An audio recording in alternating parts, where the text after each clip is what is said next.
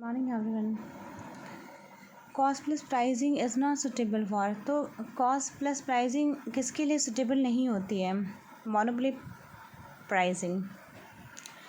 Monopoly prices का मतलब ये होता है कि मोनोपोली जो लोग अपने मार्केट में सर्वसत्ता स्थापित करना चाहते हैं, मतलब कि अपनी एक मोनोपोली बना के रखी है उन्होंने मार्केट में, और उनका ही एकाधिकार हो उस मार्केट में, मतलब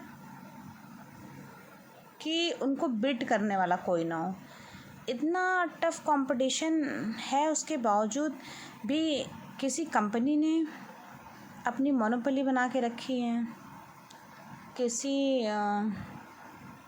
मीन्स कोई भी ऐसा सर्वाइवल है जो कि अपनी मोनोपोली बना के रखता है, मोनोपोली के अकॉर्डिंग प्राइसेस को लगाता है। तो ये प्राइसेस जो कि एक मनमानी के बारे में बताते हैं, मतलब कि आपको वो व्यक्ति क्वालिटी तो प्रोवाइड कर रहा है। जैसे कोई शूज़ ले लीजिए, अब हाँ, वुडलैंड के शूज़ आप ले लीजिए। ये रहा आपका वुडलैंड कंपनी का शूज़, वुडलैंड। तो ये पहले बहुत फेमस थे, फेमस आज भी हैं। तो जब इनकी जो लोवेस्ट कॉस्ट शुरू होती है, इनके शूज़ बहुत महंगे आते हैं, और जब इनकी लोवेस्ट कॉस्ट 3,500 रुपीज़ से मिनिमम शुरू होती हैं, और इससे भी बहुत महंगे महंगे शूज़ इनके आते हैं वुडलैंड के। लेकिन ये कंपनी है, क्वालिटी प्रोवाइड करती है। लेकिन जब बेसिकली आप शूज़ देखेंगे तो उसमें जो एक्स्ट्रा चीज़ें ये लगा कर देते थे, अब वो ट्रेंड में नहीं है। तो अब वही आप वुडलैंड के शूज़ जब देखेंगे किसी भी व्यक्ति को पहने हुए, तो थोड़ा सा ऑड लगेगा आपको। और कुल मिला के कहने का मतलब यह है कि अगर कोई कंपनी बहुत फेमस है और प्राइसेस को लेके वो अपनी मोनोपोली चलाती, तो वो चला सकते हैं अपनी मोनोपोली, क्योंकि वो एक क्वालिटी प्रोवाइड कर रहे हैं और पब्लिक क्वालिटी के पीछे भाग रही है। अब क्वालिटी नेम फेम की वजह से उनके प्रोडक्ट्स के प्राइसेस ज़्यादा हैं। जैसे कि इनका सिंपल शूज़ भी 3,500 से ये स्टार्ट होता था, तो इतने पर ये स्टार्ट होता है। अब हम ड्यूरेशन देख लेते हैं, लगभग जूतों की चलने की टाइम ड्यूरेशन, कि ये 4-5 साल चल जाएगा, ऐसा कुछ नहीं है। यदि आप अन्य शूज़ से कंपेयर करेंगे तो ये शूज़ भी आप पहनेंगे तो बहुत ज़्यादा 1 साल तक चलेगा।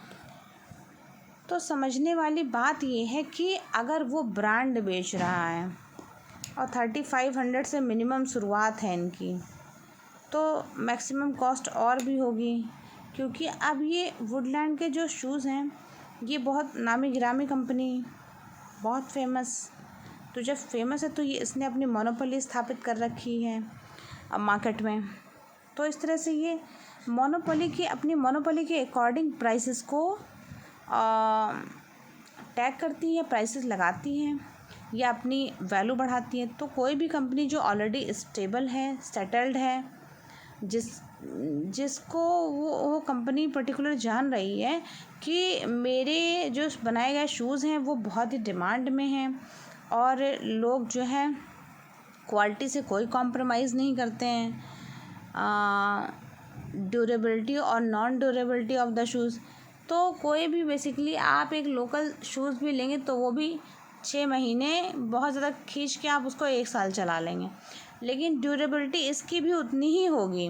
लेकिन उसके बाद भी, क्योंकि वो क्वालिटी प्रोवाइड कर रहा है, एक उसके ऊपर ब्रांड का टैग लगा हुआ है, और ये इस तरह से मोनोपोली स्थापित करके वो अपने अकॉर्डिंग प्राइसेस को डिसाइड करती है वो कंपनी। तो इस तरह से वो अपनी सर्वसत्ता स्थापित करती हुई अपनी ही चला रही है। तो ये हो गया आपका monopoly. Rearrange the steps of the appraisal process, तो ABCDEFGH, तो ये सब ऑलरेडी रीअरेंज्ड हैं। देख लेते हैं क्या क्या स्टेप होते हैं अप्रेजल प्रोसेस के। Objective of the performance appraisal, objective क्या होने चाहिए परफॉर्मेंस अप्रेजल के। पहला पॉइंट ये बनता है इस्टेब्लिश जॉब एक्सपेक्टेशन, जॉब की एक्सपेक्टेशंस क्या होनी चाहिए। ऑब्जेक्टिव, पहले तो हमें उद्देश्य पता होने चाहिए कि परफॉर्मेंस अप्रेजल के उद्देश्य क्या हैं। फिर जॉब की एक्सपेक्टेशन क्या है, इस्टेब्लिश जॉब की एक्सपेक्टेशन क्या है, वो जॉब क्या एक्सपेक्ट कर रही है आपसे। Design the appraisal program appraisal को डिज़ाइन करना चाहिए। परफॉर्मेंस मैनेजमेंट की परफॉर्मेंस कैसी है, अप्रेज परफॉर्मेंस, और परफॉर्मेंस को अप्रेज किया जाना चाहिए।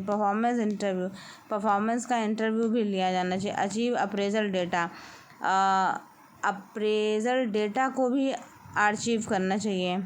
Use appraisal data for an appropriate purpose, appraisal data को अप्रोप्रिएट पर्पस के लिए यूज़ करना चाहिए। तो ये 8 पॉइंट्स हैं आप देख रहे हैं यहाँ पे।